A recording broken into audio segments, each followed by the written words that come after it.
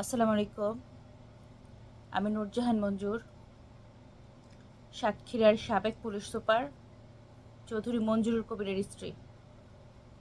আপনারা কম বেশি সবাই আমাকে চেনেন। আপনারা জানেন আমার ছোট কন্যার বিনা চিকিৎসায় মৃত্যু, স্বামীর পরকীয়া, তার ও তার পরিবারের সদস্যদের করা অমানবিক অত্যাচারে আমি দেশ ছাড়তে বাধ্য হই। দেশ ছাড়ার আগে এসব কিছু নিয়ে পুলিশ হেডকোয়ার্টারে অভিযোগ করে আসি এবং অভিযোগে সব কিছু সত্য বলে প্রমাণিত হয়েছে, কিন্তু এখনও তার বিরুদ্ধে কোনো অ্যাকশন নেওয়া হয়নি। চৌধুরী মঞ্জুরুল কবির একজন নারী লোভী পুরুষ। গায়ের কাপড়ের মতো সে তার স্ত্রী বদলিয়েছে।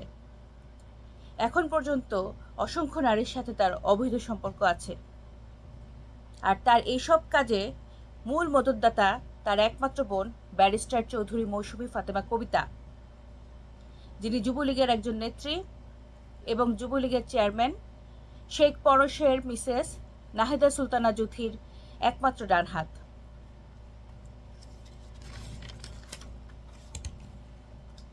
আমি ব্যারিস্টার মৌসুমী কবিতা এবং এই সাতক্ষীরার মেয়ে সাহারা নাসরিন, যে কিনা চৌধুরী মঞ্জুরুল কবিরের একান্ত রক্ষিতা, এদের বিরুদ্ধে আইনগত ব্যবস্থা নিতে চাই। এদের আসল চেহারা ফেসবুকে প্রকাশ করে দেওয়া হয়েছে বলে বিভিন্ন ফেক আইডি থেকে আমাকে হুমকি দেওয়া হচ্ছে, আমার পরিচিত এবং আত্মীয় স্বজনদেরকে হুমকি দেওয়া হচ্ছে, আজে বাজে মেসেজ দেওয়া হচ্ছে।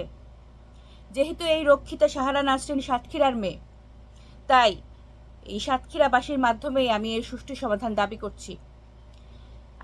আমি আশা করছি আমি এবং আমার বড় কন্যা সিলিয়া আপনাদের কাছে সঠিক বিচার, সঠিকভাবে সবকিছু সমাধান পাব।